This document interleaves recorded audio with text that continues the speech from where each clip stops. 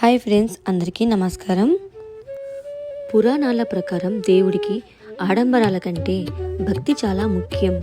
గంటల తరబడి పూజలు చేయలేకపోయినా కేవలం 5 సులభమైన దశలతో దీనినే శాస్త్రాలలో పంచోపచార పూజ అంటారు.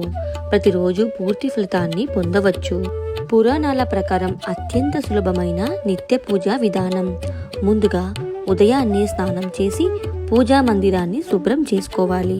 మొదటిగా గంధం. భగవంతుని పటానికి లేదా విగ్రహానికి గంధం కుంకుమ బొట్టు పెట్టాలి. పుష్పం కనీసం ఒక్క పువ్వు లేదా స్వామికి ఇష్టమైన తులసి దళం, మారేడు దళం ఇలా భక్తితో సమర్పించాలి. ఇక ధూపం. అగరబత్తి వెలిగించి స్వామికి ధూపం చూపించాలి. ఆవు నెయ్యి లేదా నువ్వుల నూనెతో దీపారాధన చేయాలి. దీపం వెలిగించడం దైవ సాన్నిధ్యానికి సంకేతం. నైవేద్యం ఇంట్లో ఉన్న పండ్లు, పాలు లేదా ఏదైనా బెల్లం ముక్క ఇలా దేవునికి నైవేద్యం సమర్పించాలి. అలాగే ముఖ్యమైన పురాణ వాక్యం. భగవద్గీతలో శ్రీకృష్ణ పరమాత్మ పత్రం పుష్పం ఫలం తోయం అని చెప్పారు.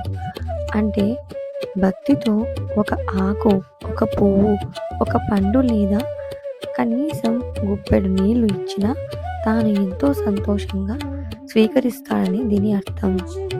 చివరిగా 2 చేతులు జోడించి తెలిసి తెలియక పూజలో ఏమైనా తప్పులు జరిగితే క్షమించు స్వామి అని మనస్ఫూర్తిగా నమస్కారం చేసుకోవాలి. ఇంతే. అత్యంత సులభమైన శాస్త్రసమ్మతమైన నిత్య పూజ.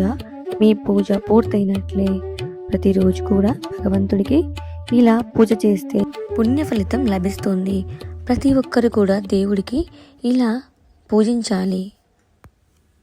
ప్రతిరోజు కూడా దేవుడికి ఇలా 5 నిమిషాలు కేటాయించి పూజిస్తే మీకు ఎంతో పుణ్యం లభిస్తుంది. అందరికీ కూడా ధన్యవాదాలు.